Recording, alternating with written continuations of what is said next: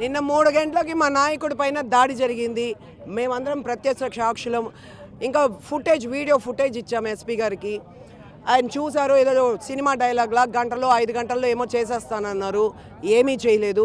ఆఖరికి గన్మ్యాన్ని కొడితే gunman case పెడితే ఎస్పీ గారు గన్మ్యాన్ ఆ స్టేట్మెంట్లో సంతకంతో పాటు వైట్ పేపర్లో ఒక సంతకం తీసుకున్నారు.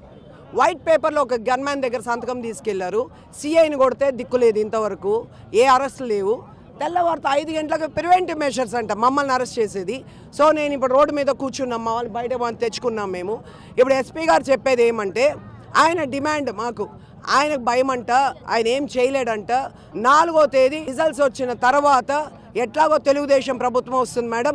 రిజల్ట్ వచ్చిన తర్వాత చెవిరెడ్డి కొడుకుని కొట్టుకుంటా తన్నుకుంటా రోడ్డు మీద ఈడ్చుకుని వచ్చి మీ కళ్ళ ముందు అప్పుడు జైల్లో పడేస్తాను అంటాడు. 4వ తేదీ వరకు మేము వెయిట్ చేయాలంట. అది ఆయన చెప్పే మాకు ఎక్స్ప్లెనేషన్.